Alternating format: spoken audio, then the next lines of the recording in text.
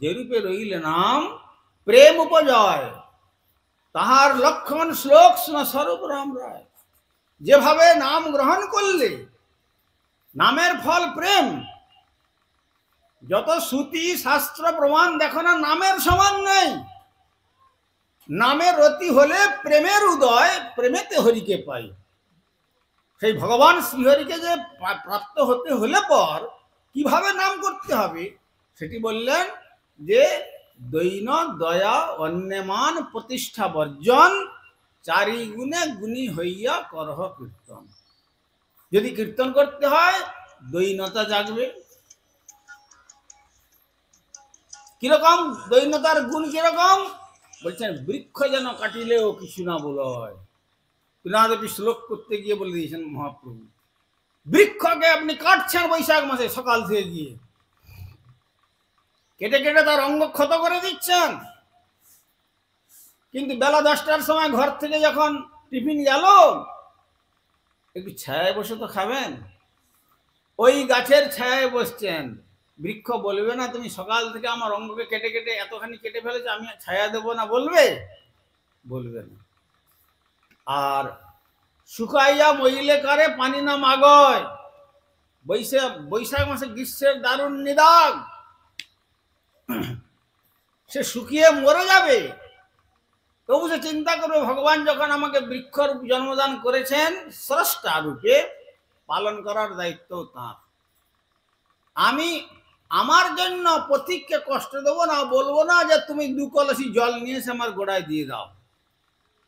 শুকাইয়া মইলে কারে পানি না মাগয়, অযাচক বৃত্তি দিয়ে শিক্ষা দিচ্ছেন। আর যেই যে মাগয় তার আপন ধন, বলো কোথায় আমরা মানুষ আর কোথায় বৃক্ষ? মহাপ্রভু এর সঙ্গে তুলনা করছেন। তররিব সহিষ্ণু না, যেই যে মাগয় তারে দেয় আপন ধন।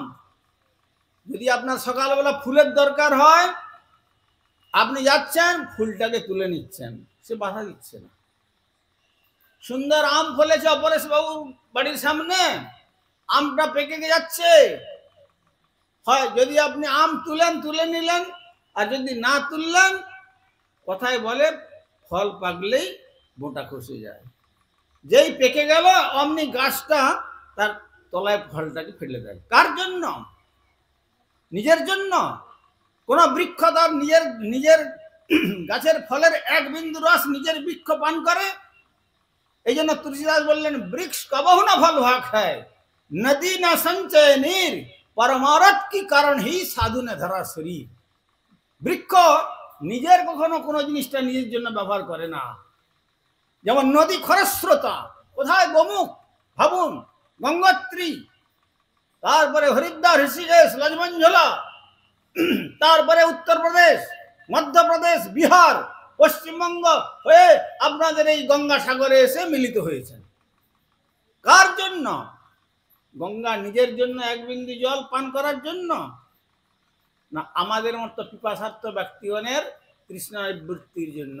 নদী না সঞ্চয় নীর, পরের জন্য উৎসর্গীকৃত জীবন। ওই জন্য পরকার্য সাধয়িতি যশৈব সাধু। পরকার্য বলতে অপরের, আবার শ্রেষ্ঠ কার্য সাধন করেন বলেই তাকে বলা হয় সাধু। তেমনি পরমার্থের জন্য জীবনটাকে এইভাবে তৈরি করতে হয়। আর ফুল নিলেন, ফল নিলেন, আর তারপরে যদি পাতা দরকার হয় পাতাটাও তুললেন, তাও তো সে নিষেধ করছে না। অনেক উঁচুতে ফল জমে আছে, পারতে পারছেন না, ইট পাটকেল ছুঁড়ে তার ডালপালা ভেঙে ফল নিচ্ছেন, তাও তো সে বাধা দিচ্ছে না। শুকিয়ে মরে গেল, তারপরে দেখুন গাছটাকে কেটে আনছেন, মরা অবস্থায় কেটে আনছেন। কেটে নিয়ে আসার পরেও যদিও সেখান থেকে আত্মা চলে গেছে, তথাপি যাওয়ার আগে মনে করছে যে আমি তো চলে যাচ্ছি, কিন্তু এইটা যেন কোনো অমেদ্য দ্রব্যের রন্ধনেতে নিয়োগ না হয়। আমার এই দেহটা, অন্যান্য সব দেহ তো অপবিত্র হয় মরে গেলে, কিন্তু আমার দেহটাকে যদি ভগবানের ভোগের জন্য রন্ধনে লাগিয়ে দেয়, তাহলে আমি মরলেও তারপরে উদ্ধার হয়ে গৌর গোবিন্দের পাদ পদ্মগুলো বৃন্দাবন লাভ করতে পারবো। বৃক্ষ যেন কাটিলেও কিছু না বলয়, শুকাইয়া মইলে কারে পানি না মাগয়। যেই যে মাগয় তারে দেয় আপন ধন।